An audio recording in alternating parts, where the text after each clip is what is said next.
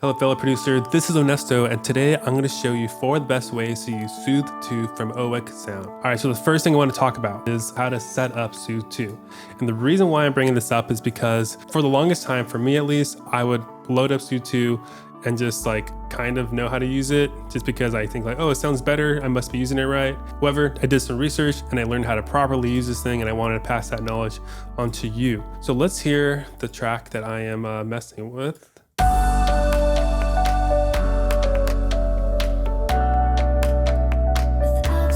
We're gonna focus on this guitar here. So I already have Soothe 2 loaded up on it. This is the factory, default. So what I like to do is just move these filters over and then like to grab this red node here. And then before I start really pinpointing where I want this to go, I just bring up the depth a bit more so the effect can be a bit more pronounced. And then what I'm gonna do is I'm gonna grab this red node, click listen, and maybe increase the Q a little bit. So let's hear it.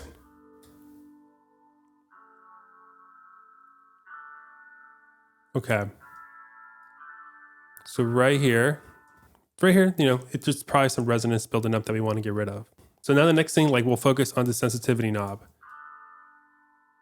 Want to make sure we hear it. So something like this is good. And then just look at the Q knob and determine how narrow we want it. And now let's go ahead and do that process again with another node to see if there's another area that we want to address. So now that we have our 2 areas that we want to really hone in on, I like to filter out frequencies that we're not going to be messing with. So let's do another listen. Here, I like to make it a bit steeper and then just sweep it. Same thing with this one. And we'll just bring this one up right here. Great.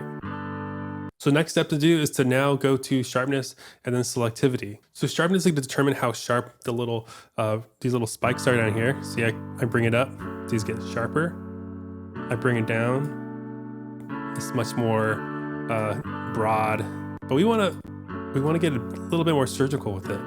So the next knob to adjust is the selectivity knob here. Pretty much when it's on high selectivity, it's going to have a more transparent sound. So let us go ahead and listen.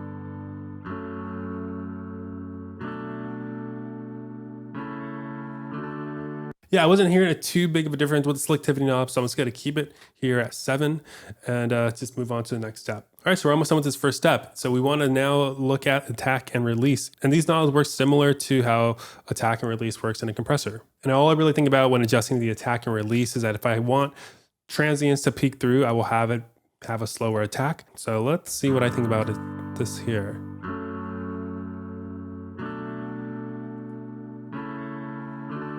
Yeah, the guitar, the strums, the attack isn't super important to me, so I'm gonna have the attack be pretty fast. And then the release, this is something cool to look at. When you have a release that really slow, it starts to look like an EQ curve.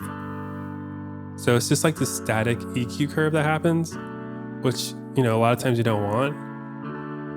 But that's what's happening when the release is super high. All right, so now let's do a bypass, a little A/B action, and see how good we did here. So this is before. After.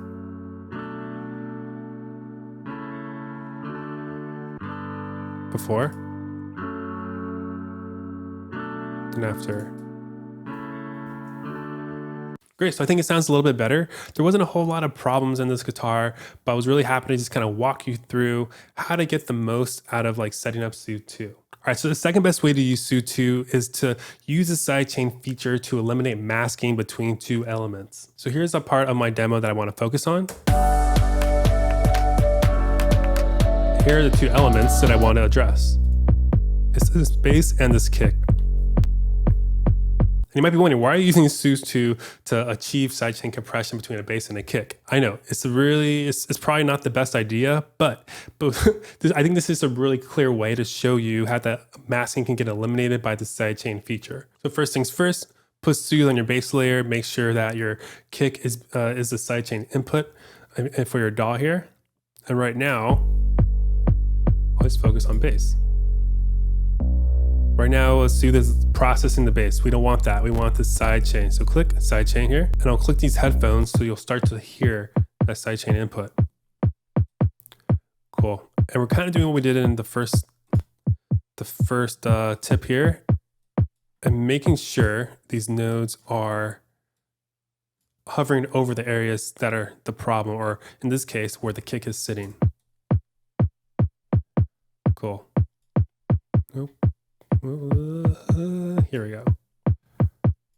Great. Let's bring our filters in. All right. All right, so we found out where the kick is hanging out, where it's like crossing over with the bass, which is all around here. But you'll notice that even when I bring up depth, we're not getting that pumping that you would want in sidechain compression. So if you click hard mode, there we go. So hard mode just like really lays on the processing. Now I'll bring in my kick. Yeah, that's sounding super transparent. So it's very, very transparent. It's very, very reactive and dynamic, which is really good. In other instances where you have more subtle masking, you're probably not gonna select hard mode. You'll probably stick with soft, use the depth knob, maybe even use the mix knob to make sure it's sitting well. All right, before I go on to the next tip, if you're liking this video, if you're learning a bunch about Soothe 2, go ahead and like this video. All right, so here's the third best way to use Soothe 2. Soothe 2 has mid-side and left-right modes that are pretty handy to use to target where exactly your sound should be processed. So I have this example here of these guitar harmonics going on. And I have my Soothe 2 all set up, the processing is all dialed in, and it's working fine because my guitar harmonics are panned in the middle, the width is a normal width, nothing too crazy or funky about that. But there are some moments where, you know, the panning might be harder to the left. And when this happens, I want to make sure that Soothe 2 is able to know exactly where that sound is so we can process it directly. So let's compare this, where the processing is at left channel, compared to the right channel. See how it's just missing it completely because it's not identifying exactly where the sound is. Similarly, if you have the width set up to be really wide, so we have a wide sound now. What you can do is click the balance, drag it down. And now suddenly, Soothe 2 is going to be focusing that processing on the sides rather than the mid. All right, so here's the fourth best way to use Soothe 2, which is to use an EQ after Soothe 2 to boost frequencies in the area that's been processed. I think this is a pretty cool tip. All right, so here's a chorus that I'm working with. Oh no, my CPU. All right, focus on the lead. All right, so that's what we're going to be working on. And you see here, I have my Soothe 2 processing this area right here before. Oh my gosh. Yeah, so that's, oh my God. Let's hear how crazy that was again. Bypass it. It's like whistling at you.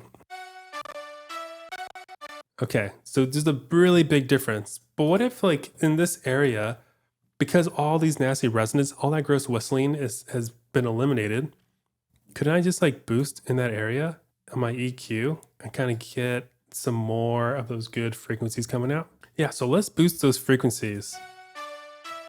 It's by a little.